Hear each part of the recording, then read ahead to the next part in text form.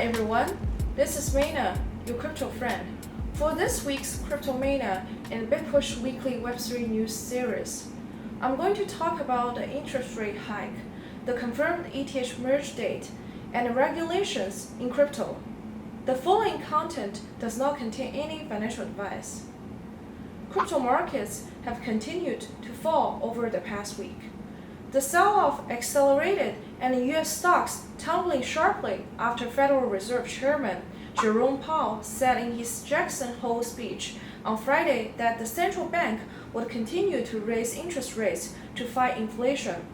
Powell said the Fed would use its tools vigorously to combat inflation that remains near the highest level in more than 40 years, and warned that he expected the central bank to continue raising interest rates, which would cause some pain to the U.S. economy.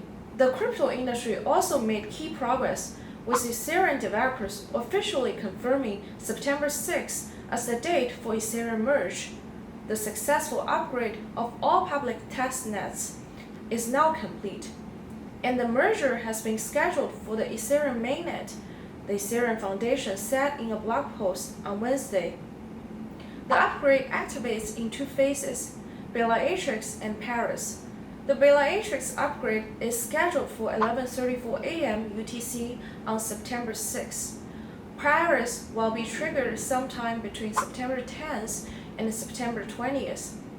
According to a new report released by the app Radar on Friday, the Ethereum merge could negatively impact DeFi protocols and stablecoins.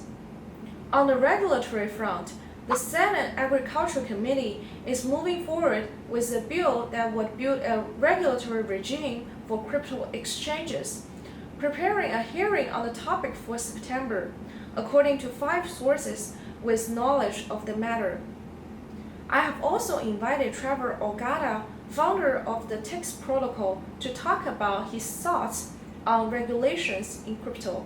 I think a vast majority of us founders, we want fair regulation, and we want frameworks that we can really work within. The problem right now is, as everybody watching probably knows, is that we're governed by a relatively archaic law from the 1930s, right? The Securities Act. And that was way before any huge innovation in internet, or let alone blockchain and crypto, right?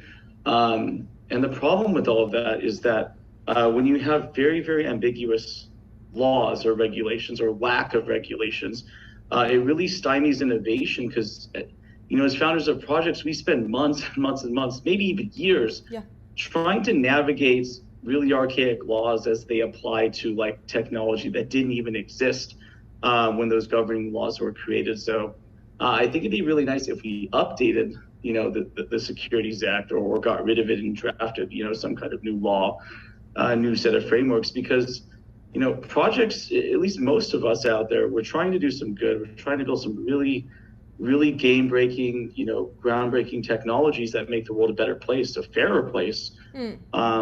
Decentralized or centralized, however you want to look at it. I'm not a maxi on one side or the other. I'm pro solutions, right?